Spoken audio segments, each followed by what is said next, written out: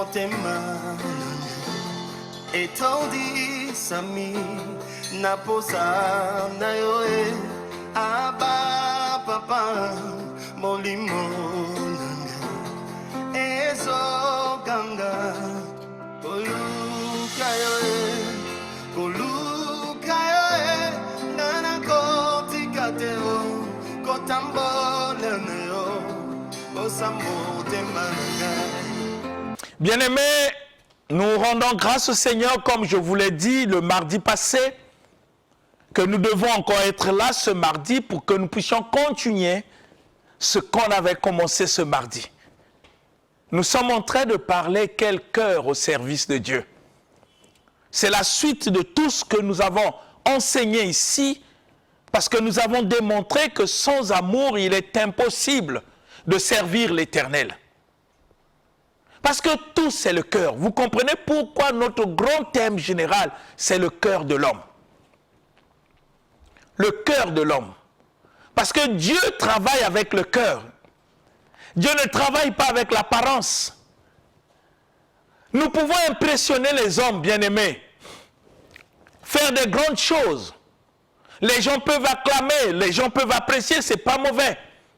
Mais la question, qu'est-ce qui se cache dans notre cœur? Pourquoi nous le faisons? Nous le faisons pour que Dieu soit glorifié. Nous le faisons pour qu'on sache que nous avons fait quelque chose. Nous le faisons pour montrer aux gens notre grandeur ou de montrer aux gens ce que Dieu est capable de faire.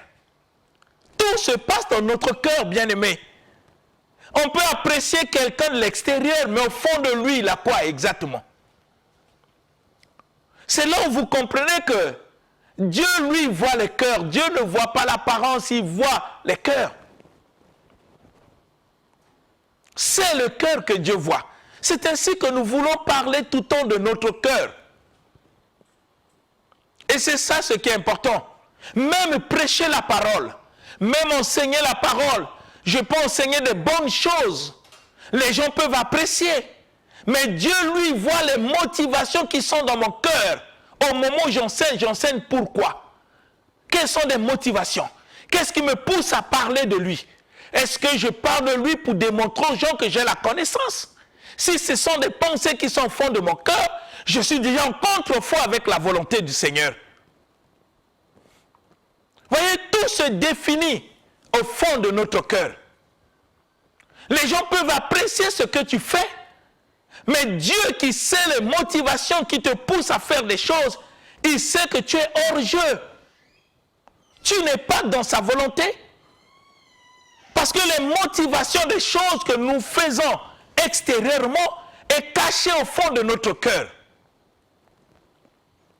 C'est du cœur que nous pouvons servir le Seigneur. Et vous savez vous-même que le livre de Proverbes nous dit « Garde ton cœur plus que toute autre chose, car c'est de lui que viennent les sources de vie. » Nous devons garder notre cœur plus que toute autre chose sur la terre. Mais parfois, nous ne gardons pas notre cœur. Nous laissons notre cœur dans la folie. Et vous savez, ce qui rend l'homme impur, ce n'est pas ce que l'homme fait de l'extérieur, mais c'est ce qui vient du fond de son cœur. Parce que l'extérieur est exactement l'expression de ce qui est au fond de notre cœur. Si nous n'avons pas un cœur qui est conforme à sa volonté, il nous est difficile, bien-aimés, de servir Dieu. Nous pouvons forcer à le servir, être convaincus par nous-mêmes que nous servons le Seigneur, mais pour Dieu, tu ne l'as pas encore servi. À cause du cœur. C'est ainsi que nous avons lu le livre de Josué, le mardi passé, pour comprendre la pensée de Dieu à travers son serviteur Josué, adressé à son peuple. Ce que j'aime en Dieu, c'est que Dieu ne nous laisse pas dans l'ignorance. Il nous révèle des choses pour que chacun assume ses responsabilités. Comme Jésus l'a dit dans le livre de Jean, si je ne vous avais pas parlé, vous aurez d'excuses. Mais le fait que je vous ai parlé, je vous ai montré la vérité, vous n'aurez plus d'excuses si vous ne pratiquez pas. Vous comprenez Dieu bien-aimé? Est-ce que vous comprenez? Les appréciations que nous pouvons avoir extérieurement, la gloire que nous pouvons avoir extérieurement, la fierté que nous pouvons avoir extérieurement, peut être contraire à l'état de notre cœur. Si notre cœur n'est pas conforme à sa volonté, toute cette fierté n'est que vanité des vanités. C'est ainsi que nous devons veiller sur notre cœur, bien-aimés. Dans tout ce que nous posons comme acte, dans tout ce que nous faisons extérieurement, dans les moindres détails, Dieu veut voir notre fidélité dans des petites choses. Il n'y a pas de grands péchés, il n'y a pas de petits péchés, il n'y a que le péché. Et la Bible nous révèle qu'il n'y a qu'un seul péché auquel quand un homme le commet, Dieu ne peut le pardonner dans ce siècle présent et dans le siècle à venir. C'est le blasphème contre le Saint-Esprit. Mais le reste, il n'y a pas de petits péchés ni de grands péchés. Si je ne suis pas fidèle dans des moindres choses, comment je peux être fidèle dans des grandes choses? Si je ne suis pas fidèle dans ma propre vie, et que je n'arrive pas à servir Dieu selon le cœur qu'il attend de moi, que je puisse avoir des attitudes, des comportements fonds de mon cœur qui est conforme à sa parole. Si mon cœur n'est pas prêt à mettre les petites choses auxquelles le Seigneur m'enseigne, comment je peux accéder à des grandes choses? Dieu veut voir notre fidélité dans des moindres choses auxquelles sa parole nous interdit. Quelle est notre réponse à ce que Dieu nous interdit? Est-ce que nous continuons à faire cette hypocrisie, à faire semblant, si au fond de notre cœur, on sait qu'on n'est pas ce qu'on est en train de dire?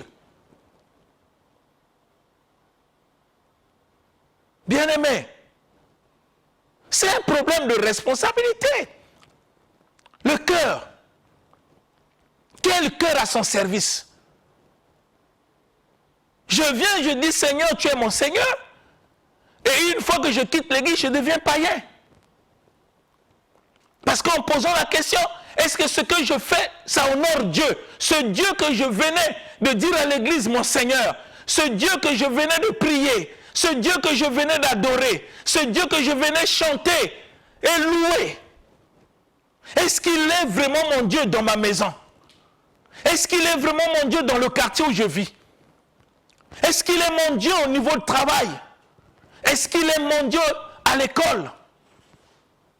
Est-ce qu'il est mon Dieu dans ma famille? Est-ce que j'ai le même comportement, le même cœur, les mêmes attitudes quand je vais à l'église pour l'adorer, quand j'arrive à la maison, quand je suis dans le quartier, quand je suis avec les amis ou avec ma famille? Est-ce que j'ai le même cœur qui craint Dieu, le même cœur qui a des motivations à être ce que Dieu attend de moi, ou je fais autre chose contraire à sa volonté?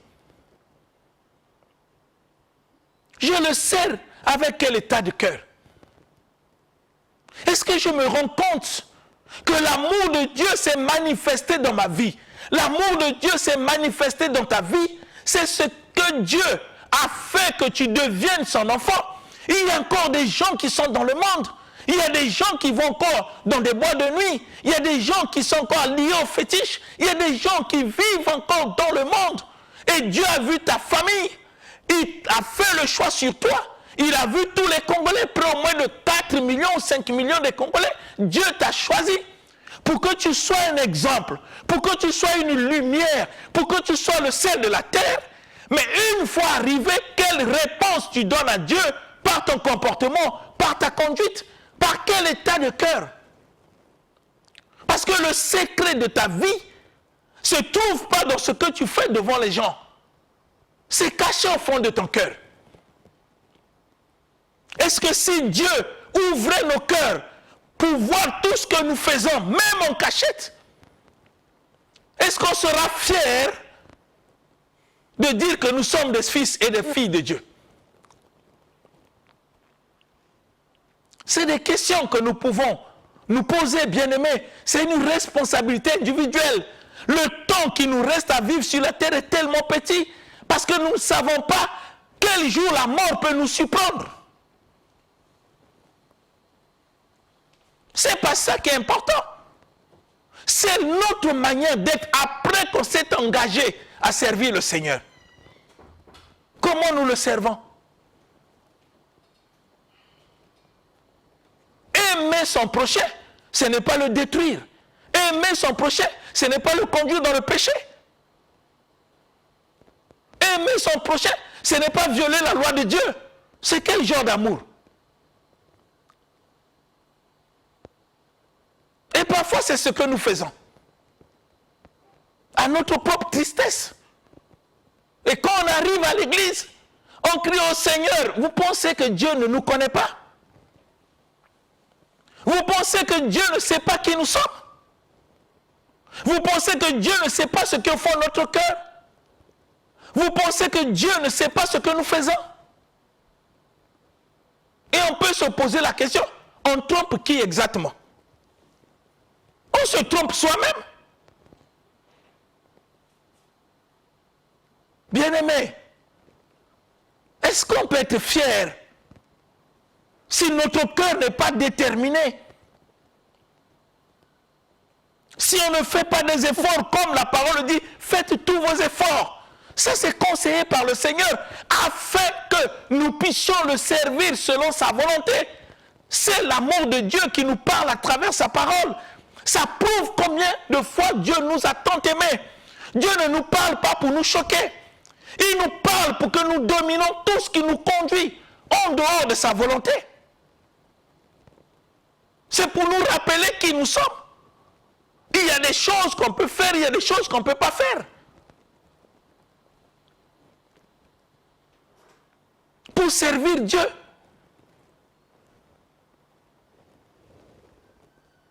Les gens diront que la chair est faible. Oui, la chair était faible quand Jésus n'avait pas payé sur la croix. Mais le fait qu'il a payé sur la croix, il nous rend plus forts. C'est ainsi que l'apôtre Paul pouvait dire, je puis tout par celui qui me fortifie. Un chrétien peut tout. Et Jésus va plus loin. Il dit, tout est possible à celui qui croit. Si les choses deviennent possibles parce que je crois, qu'est-ce qui peut me dominer? Ma chair? Le péché? Non. Non, bien-aimé. Si je continue à servir Dieu de cette manière, ce n'est pas que je suis faible, mais parce que je ne veux pas être ce que Dieu veut. Je veux satisfaire ma chair. Je veux faire les choses selon mes pensées. Faire comme moi je pense. Mais on ne flatte pas Dieu, bien-aimé. Parce qu'il nous connaît mieux que nous-mêmes. C'est ainsi qu'on se pose la question. Quel cœur au service de Dieu? Est-ce que ton cœur est digne de servir Dieu? Quand tu rentres en soi-même, est-ce que ton cœur est digne de servir Dieu? Même si les gens ne voient pas, mais sache que Dieu voit. Et il te connaît. C'est ainsi que dans le livre de Josué que nous avons lu, si on peut nous faire cette lecture encore de Josué, chapitre 22, verset 5, vous allez comprendre avec moi, j'insiste là parce que c'est ça ce qui est important, c'est pas le reste. Dieu m'a béni, oui, il bénit, il fait lever son soleil sur les bons et les méchants, Dieu bénit toujours. Mais cette bénédiction ne garantit pas ton salut. Si on peut nous lire le livre de Josué que nous avons lu le mardi passé, parce qu'on s'était arrêté en chemin, nous avons dit qu'aujourd'hui nous allons continuer pour que nous comprenions comment nous pouvons servir Dieu, avec quel état de cœur. Josué chapitre 22, verset 5. Josué chapitre 22 au verset 5 dans la version Louis II, nous lisons au nom du Seigneur Jésus-Christ. Amen. Ayez soin seulement d'observer et de mettre en pratique les ordonnances et les lois que vous a prescrites Moïse, serviteur de l'Éternel. Aimez l'Éternel, votre Dieu, Marchez dans toutes ses voies, gardez ses commandements, attachez-vous à lui et servez-le de tout votre cœur et de toute votre âme. Amen. Amen. C'est extraordinaire. Extraordinaire. Quelle profondeur la parole. Quand Dieu veut parler à son peuple, ce n'est pas pour faire mal à son peuple, mais pour montrer à son peuple la voie par excellence auquel nous pouvons servir Dieu de tout notre cœur. Vous comprenez ce que Dieu dit à son peuple à travers son serviteur Moïse par rapport à tout ce qu'il a prescrit au peuple que Josué devait transmettre au peuple. Il dit seulement, prenez soin seulement de garder, de mettre en pratique ces ordonnances. Le Seigneur nous demande,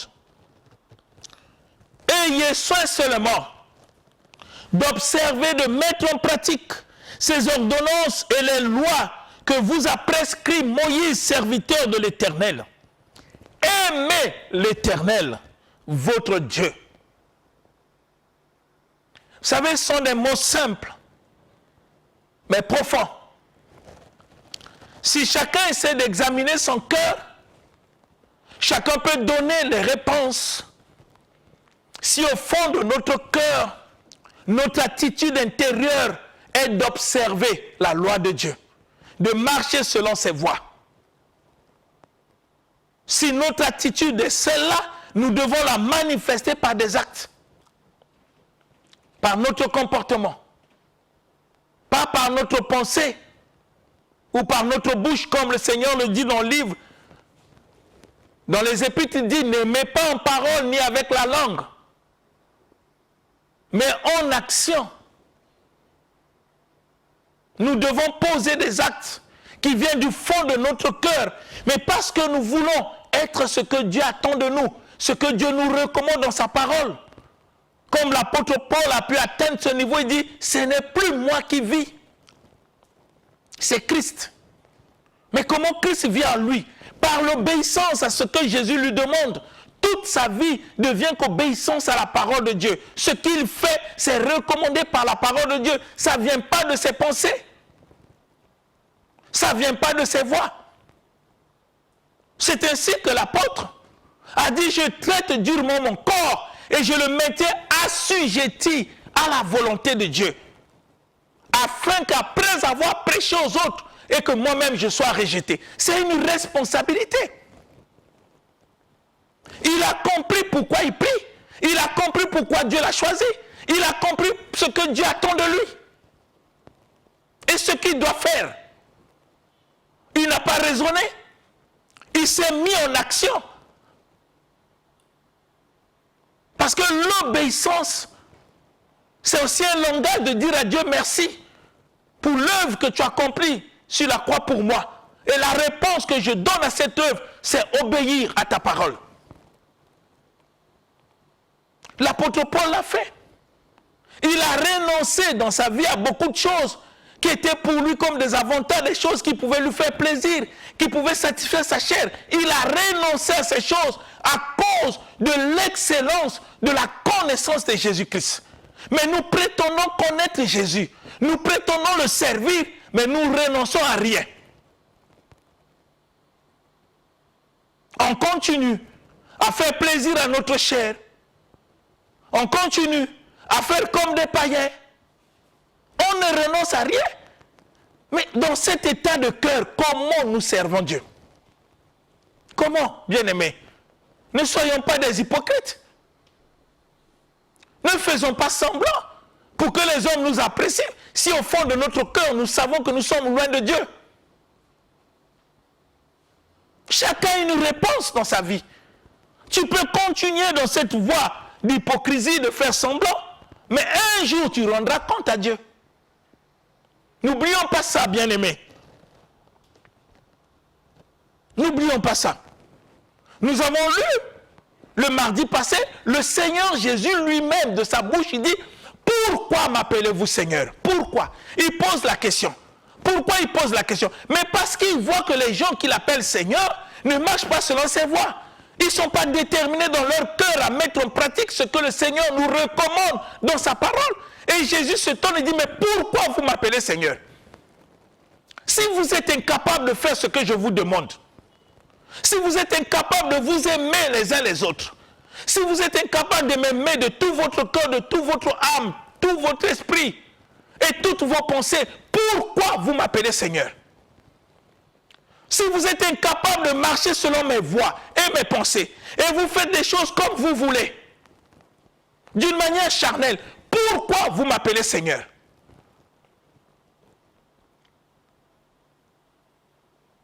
C'est la preuve que nous ne nous aimons pas nous-mêmes. Nous savons que le Seigneur dit dans sa parole, le salaire du péché, c'est la mort. Mais si nous continuons dans cette voie, est-ce que nous avons l'amour pour nous-mêmes? C'est des questions qu'on peut se poser, bien-aimés. On ne peut pas fuir la vérité de ce que nous sommes en faisant semblant devant les hommes, tandis que Dieu qui nous a appelés, lui, voit les cœurs. C'est devant lui que nous devons rendre compte. Mais nous devons le servir dans sa volonté, dans ses voies et dans ses pensées. Et Dieu a inspiré la parole, non parce que nous puissions avoir la connaissance. Ce qui est la parole, c'est une vie qui nous communique. Il veut voir cette vie être manifestée dans notre conduite, dans notre langage, dans notre comportement, pour que ça puisse impacter la famille, les amis, au niveau de travail, qu'on est au milieu des gens, qu'on sache qu'on est différent. Parce que nous marchons avec le Seigneur. C'est ainsi que quand Jésus dit « Aimez Dieu, marchez dans toutes ses voies, Dieu n'enlève rien. Gardez ses commandements. » On n'arrive pas à garder les commandements de Dieu, parfois par des désirs charnels. On est emporté, on oublie même qui nous sommes. Mais quels sont les commandements que Dieu nous donne, simplement dans le but de satisfaire notre chair?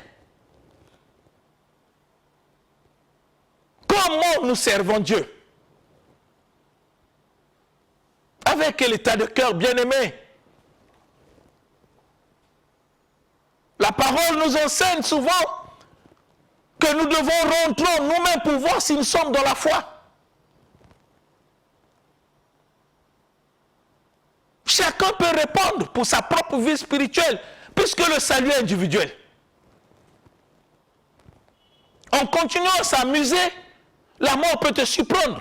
Est-ce que vous pouvez imaginer que tu peux perdre tout? Moïse,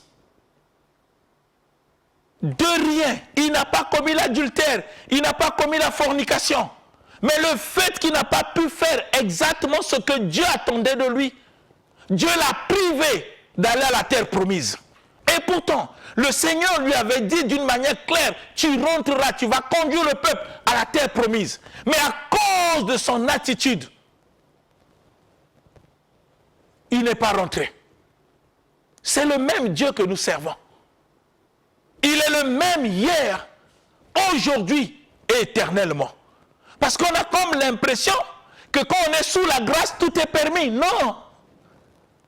Parce que la grâce qui est source du salut nous enseigne à renoncer à l'impiété. À renoncer au comportement mondain. Voilà ce que la grâce nous enseigne. Mais malheureusement, quand le Seigneur lui-même essaie de voir ceux qui prient, je ne sais pas si son cœur sera rempli de joie ou de tristesse. S'il essaie de voir ceux qui le confessent comme Seigneur, je ne sais pas s'il est content d'eux. Lui qui voit les cœurs, qui voit les comportements, qui voit les attitudes, où personne ne fait des efforts pour être ce qu'il veut, nous continuons du mal au pire. Difficile de prendre des décisions parce qu'on veut satisfaire notre chair et on est fier. Et on dit aux gens qu'on est chrétien. Bien-aimés, Parfois, on se pose la question, on est en train de s'amuser avec qui? Dieu ou avec nous-mêmes? Gardez ses commandements. Parfois, on n'arrive pas. Bon, écoutez, bien-aimés, si nous n'arrivons pas, qu'est-ce que nous cherchons dans les églises? Nous cherchons exactement quoi? Notre présence. C'est des questions que chacun doit se poser, bien-aimé. On n'a plus du temps, on n'est pas au temps de la fin. Non, on est à la fin du temps de la fin. Ne pensez pas qu'on est au temps de la fin. On est à la fin du temps de la fin. Donc ça ne nous reste pas trop du temps. Chacun doit racheter le temps. Chacun doit se mettre en règle. Chacun doit marcher selon la parole du Seigneur. Par la grâce que Dieu nous a donnée, en nous dotant du Saint-Esprit, pour nous rendre capables de faire ce que lui il attend de nous. C'est pas merveilleux ça? Pour que notre cœur soit plein d'amour. Parce que l'amour même de Dieu est déversé dans notre cœur par le Saint-Esprit. C'est pas merveilleux?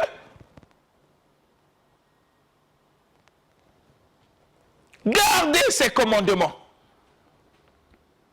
Comment nous pouvons garder ces commandements si nous succombons par les désirs de la chair? Comment? On oublie même. On ignore même qui nous sommes. On ne se rend plus compte qu'on est chrétien, qu'on est aveuglé par les désirs de la chair. On ne se rend plus compte. Mais si la mort nous surprend là, qu'est-ce qui va se passer? Gardez ces commandements.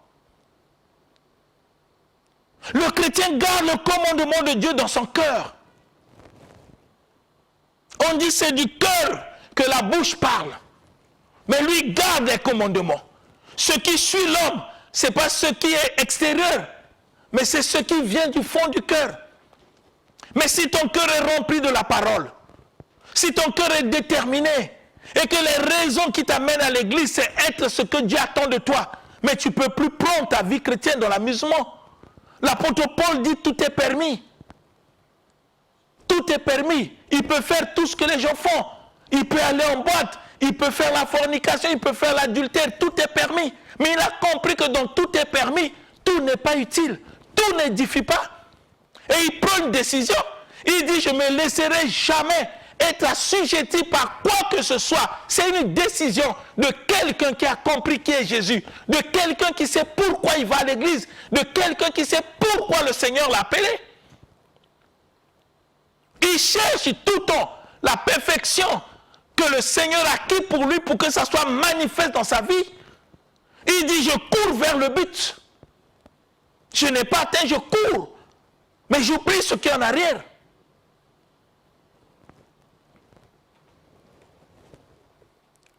Pour qu'il soit réellement au service de Dieu avec son cœur, sans hypocrisie. Il veut être vrai devant Dieu. Il ne veut pas être faux. Quand il loue Dieu, que Dieu sache que c'est un cœur sincère qui le loue. Quand il prie, que le Seigneur sache que c'est un cœur sincère qui le prie. Quand il prêche, que le Seigneur sache que c'est un cœur sincère qui prêche sa parole. Vous comprenez, bien-aimés, en gardant ses commandements. Et la Bible va plus loin, dit, attachez-vous à lui. On ne doit pas s'attacher à la chair, on ne doit pas s'attacher à d'autres dieux, mais à Dieu, le créateur du ciel et de la terre. Nous devons nous attacher à lui. Mais pour s'attacher à Dieu, c'est un problème du cœur. Tout c'est le cœur, la détermination. C'est le cœur. L'engagement, c'est le cœur. C'est du fond du cœur qu'on est déterminé à s'attacher à Dieu.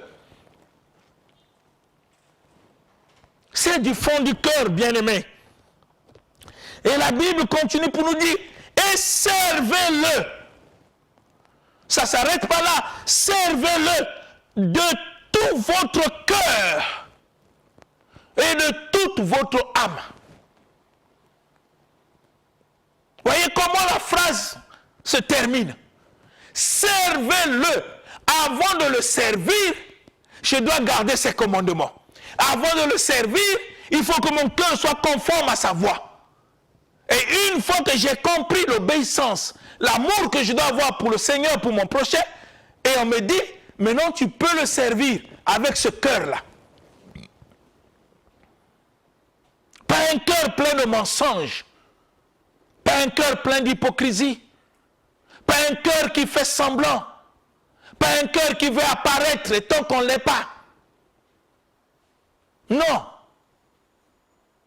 Un cœur auquel Dieu peut lire, il est fier. Malgré quelques manquements, Dieu est fier parce que ton cœur est déterminé. Un cœur qui ne se laisse pas être assujetti par quoi que ce soit, ça vient du fond du cœur. La détermination, c'est toi. Parce que Christ a tout accompli. Et il veut que tu manifestes dans ta vie l'œuvre qu'il a accomplie sur la croix pour toi. C'est ainsi que Jésus pouvait dire, il faut qu'il y ait une différence entre ceux qui le servent et ceux qui ne le servent pas. Comment il peut y avoir la différence si mon cœur n'est pas attaché au Seigneur? Et que je ne sers que de mes lèvres, de mes pensées, mais le cœur est loin. Le cœur a d'autres projets. Le cœur a d'autres idées. Des pensées qui sont loin de ce que Dieu me recommande, même quand je sais la vérité de la parole. Vous savez, parfois, notre attitude dénote parfois du manque du respect de ce Dieu que nous réclamons être notre Sauveur et Seigneur. Quel cœur nous servons Dieu? Quel cœur, bien-aimé? Nous allons lire Josué 24, le verset 14. Vous allez comprendre avec moi ce que le Seigneur enseigne dans ce livre pour que nous comprenions. Josué 24, verset 14. Josué chapitre 24. Au verset 14, nous lisons notre Seigneur Jésus-Christ. Amen. Maintenant, craignez l'Éternel et servez-le avec intégrité et fidélité. Faites disparaître les dieux qu'ont servi vos pères de l'autre côté du fleuve et en Égypte, et servez l'Éternel. Amen. Amen. Que dit le Seigneur? Il nous interpelle toujours à le servir, mais avec un cœur disposé, bien disposé. La parole dit maintenant craignez l'Éternel. Parfois nous ne comprenons pas qu'est-ce que ça veut dire la crainte de Dieu. La crainte de Dieu se manifeste parfois quand on s'abstient de ne pas faire des choses qui sont contraires à sa parole. C'est la preuve que nous avons la crainte de Dieu. Ce n'est pas qu'on n'est pas capable de le faire, mais à cause du Seigneur, on s'abstient. Pour que le nom de ce Dieu que nous servons soit sanctifié en nous. Mais quand on ne sait pas s'abstenir, on a quelle crainte? C'est comme si aujourd'hui, ton père biologique te donne des ordres à faire et tu ne veux pas le faire. Ça veut dire que tu ne le crains pas. Craignez l'Éternel. Mais la crainte n'est pas extérieure, c'est du cœur que tout commence. Et servez-le avec intégrité et fidélité. Et à certains moments, on se pose la question, est-ce que c'est de cette manière que nous servons le Seigneur? Avec intégrité dans ton cœur. Comme Dieu disait à Job, il n'y a pas un homme intègre sur la terre comme Job. Oui, Job était intègre. Son intégrité s'est manifestée même quand tout allait mal dans sa vie. Son cœur est resté intact pour adorer le Seigneur. Il ne pouvait pas faire n'importe quoi pour souiller sa vie et son cœur parce qu'il était au service du Seigneur. Il servait Dieu avec son cœur. Et son cœur a parlé. Quelle intégrité! Et avec fidélité, notre engagement de servir le Seigneur de le suivre doit se manifester par la fidélité que nous avons. Cette parole d'honneur que nous avons donnée à Dieu, nous allons te servir. Il faut qu'on le prouve par la fidélité. Ce n'est pas qu'à moins de problèmes, on oublie notre engagement. Et on est plus fidèle face au désir du monde, face à la gloire du monde. Nous perdons notre fidélité et notre intégrité. Ce n'est pas ce que Dieu attend de nous, bien-aimés. Et il dit, nous devons ôter les dieux étrangers dans nos cœurs. Il y en a beaucoup. Tout comportement charnel fait partie des dieux étrangers dans notre vie. Parce qu'on les a servis avant de connaître le Seigneur. Mais quand nous venons à Dieu, nous devons ôter toutes ces sales habitudes, ces comportements que nous avons acquis par nos parents à travers la chair, à travers le péché. Nous devons ôter ces choses dans notre vie pour que ces choses ne puissent plus nous conduire. Parce que nous sommes appelés au service de celui qui a créé le ciel et la terre. Il y a une manière, il y a une attitude, il y a un comportement, il y a un état de cœur pour que nous puissions être aptes. Parce que Jésus n'est pas parti sur la croix en vain. Il est parti accomplir des choses pour nous rendre aptes à servir le Seigneur et à dominer notre nature humaine. Bien-aimés, je veux que nous réfléchissions. Servir Dieu avec fidélité en notant tout ce qui est contraire à sa volonté. Parce que si j'obéis à quelque chose contraire à la volonté de Dieu, je deviens esclave même de cette chose. Dit la parole dans le livre de Romains. Chacun est esclave des choses qui le dominent. Si le Seigneur me domine, c'est que je suis esclave de Dieu. Si c'est ma nature humaine, je suis esclave de ma nature humaine. À partir de ce moment, je sers quel Dieu? Nous allons lire un passage que nous allons commenter le mardi prochain. Ésaïe 59, verset 13. Ésaïe 59, verset 13, pour comprendre ce que le Seigneur nous enseigne dans sa parole. Nous allons lire le livre d'Ésaïe 29, verset 13. Ésaïe chapitre 29 au verset 13, nous lisons notre Seigneur Jésus-Christ. Amen. Le Seigneur dit, « Quand ce peuple s'approche de moi, il m'honore de la bouche et des lèvres, mais son cœur est éloigné de moi, et la crainte qu'il a de moi n'est qu'un précepte de tradition humaine. » Amen. Amen. Regardez ce que Dieu lui-même dit, bien-aimé. Dieu voit les cœurs. Il ne voit pas autre chose que les cœurs. Bien-aimé. Le Seigneur dit. Ce n'est pas un pasteur qui parle, ce n'est pas un apôtre. Non, le Seigneur dit, quand ce peuple s'approche de moi, il m'honore de la bouche et des lèvres, mais son cœur est éloigné de moi. Et la crainte qu'il a de moi n'est qu'un précepte des traditions des hommes. Est-ce que c'est ce que nous sommes? Je veux que nous puissions réfléchir le mardi prochain. Nous allons parler de ça pour que nous comprenions ce que Dieu attend de nous. Que ça puisse être ainsi dans ta vie et dans ma vie pour la seule gloire du Seigneur. C'est au nom de Jésus-Christ que j'ai ainsi demandé. Amen.